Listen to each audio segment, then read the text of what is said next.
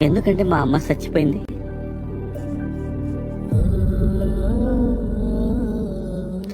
మిమ్మల్ని కూడా అమ్మ ఎందుకు కరుచుకుందో తెలుసా?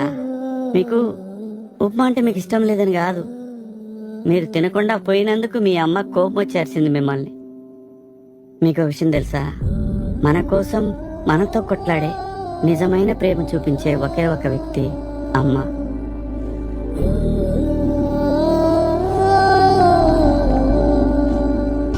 అందరూ అంటారు కదా, అమ్మది అన్కండిషనల్ లవ్ అని. కానీ అమ్మది ఇప్పుడు కండిషనల్ లవ్. రోజుకి 3 పూట్ల తినాలి, జుట్టుకు ఆయిల్ పెట్టుకోవాలి, తమ్ముడితో కొట్లాడకూడదు, ఇలా చాలా. మన మంచి కోసం మనతోనే పోట్లాడేది అమ్మొక్కతే.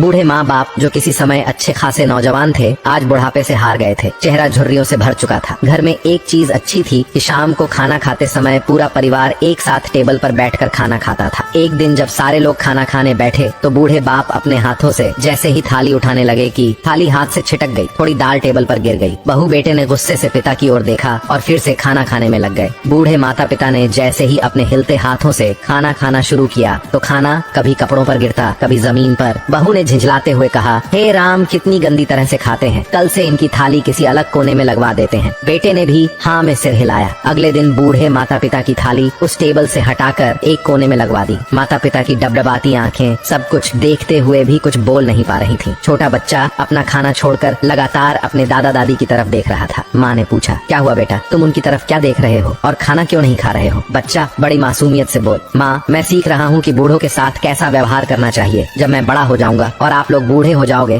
तो मैं भी आपको इसी तरह कोने में खाना खिलाया करूंगा। बच्चों के मुंह से ऐसा सुनते ही बेटे और बहू दोनों कांप उठे। शायद बच्चों की बात उनके मन में बैठ गई थी, क्योंकि बच्चे ने मासूमियत के साथ एक बहुत बड़ा सबक अपने माँ बाप को दिया था। बेटे ने जल्दी से आगे बढ़कर माता पिता को उठाया और वापस टेबल पर खाने के लिए बैठाया, और बहू भी भागकर पानी का गिलास लेकर आई कि माँ बाबूजी को कोई तकलीफ ना हो। आखिर में बस यही मैं कहूँगा, कृपया करके अपने माता पिता का ख्याल।